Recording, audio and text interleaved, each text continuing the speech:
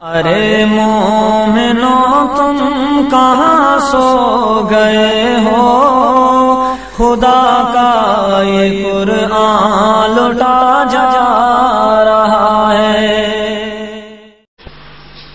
نماز پڑھنے والا اللہ کا دوست، نماز چھوڑنے والا اللہ کا دشمن۔ اب جو آدمی اللہ کے دوستی کا حق ادا نہیں کیا وہ ایک نہ ایک دن تم کو ضرور ہاتھ دے گا۔ اسی لیے شیخ سعدی رحمت اللہ علیہ فرماتے ہیں کوئی بے نمازی قرض پوچھے تو اسے ہرگز قرض دے ان کو، حالانکہ قرض دینے کا بہت بڑا ثواب ہے۔ ضرورت پر اگر کوئی مالدار کسی غریب کو یا ضرورت مند کو قرض دیتا ہے، اللہ تعالیٰ اس قرض دینے والے کو ایک اسپیشل جنت کے دروازے سے جنت کے اندر داخل فرمائیں گے۔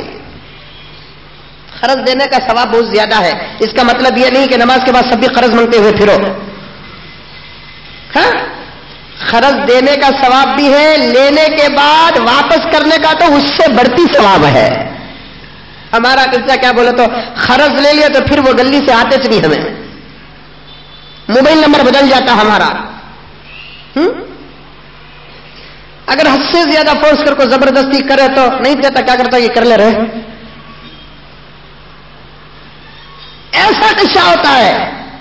قرض دینے کا بھی ثواب، قرض لینے کا بھی ثواب، واپس کرنے کا بھی ثواب۔